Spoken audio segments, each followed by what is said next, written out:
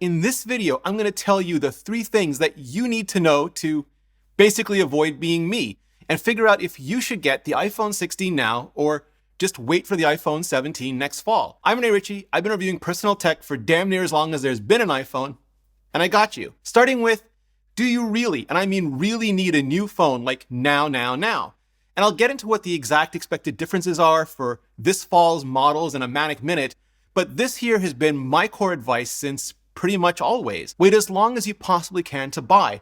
Then buy the best possible upgrade you can. Keep it as long as you possibly can and enjoy the hell out of it with zero regrets, because there'll always be something new and something next. So if your current iPhone has been in your pocket less than a few years, chances are it's fine. It's totally fine. Gets messages, surfs the web, shit posts on social, plays vids and games, and makes calls. If you still use your iPhone to make calls. Sure, 95% of the tech press spends 95% of our CMS space or timelines telling 5% of our audience if the 5% difference between this year's and last year's phone is even worth the upgrade, when we all have review units and know damn well that 5% have already pre-ordered anyway, because that's just the quickest and easiest hot take to take. But the truth is, phones of long ago crossed the chasm from early rapid innovation and differentiation to far more iterative, mundane, mainstream acceptance. That's not to say there aren't still quantum leaps forward, literally begging to be made.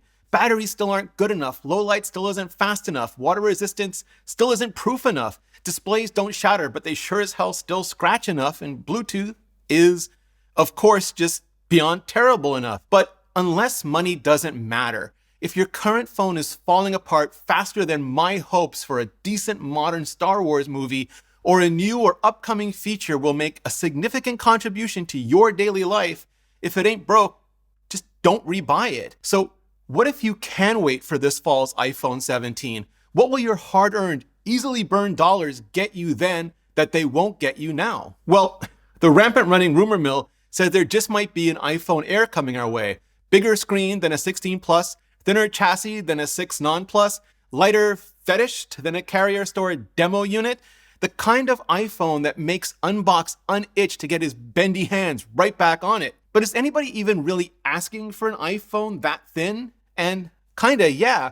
The Johnny Ive design legacy at Apple might be mostly love from gone at this point, but there are still those who think thinness is a side effect of lightness, and lightness is a quality of life feature that lets us hold up larger phones longer for more messaging, surfing, shitposting, vids, games, and I guess calls. And also, every keyboard warrior with an O, not with an A, complaining current versions are dull, drab, dreary, boring, basic, iterative, and just uninteresting.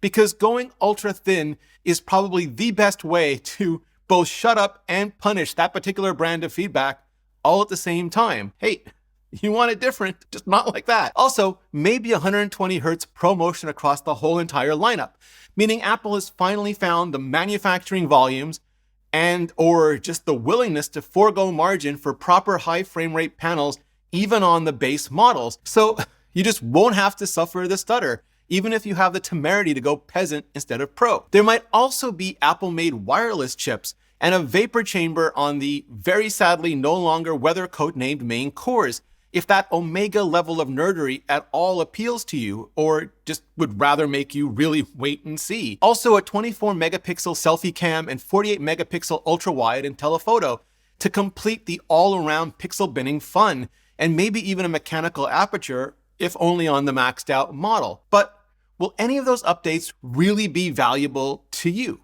I mean, were the camera button or Apple Intelligence this year? No, at least for me. Despite my best efforts, I just can't habituate myself to the former, and I think the latter will go down over the long arc of history as one of the least Apple-like rushes to market memes basically ever. But maybe they were to you, and maybe 48 megapixels across the bump will be to me, or to both of us, especially if it gets us crispier close-up video, or dare we dream quality 8K that we can punch in on. Can you wait until the fall to see? Because that's the way all of this just really works. It's cost of a new device, including opportunity cost for whatever else you could spend or save that cash on instead, minus any carrier incentives or trade-in/resale, mitigated by the value you get from that new device on the daily. So if your current phone is still fine, then that's fine. If getting an iPhone 16 will make your life significantly better right now, today, and every day until the fall and for the next few or several years that follow, then pull a Nike on that upgrade. If not, put your money in a sock or bank or index fund or pretty much anything not equivalent to a post-rug pull Ponzi scheme and chill out until the iPhone 17. Then run this exact same math on that. Or just hit subscribe, sit back, and wait for me to help you through it. Because, yeah, just like that, and I'm back, y'all.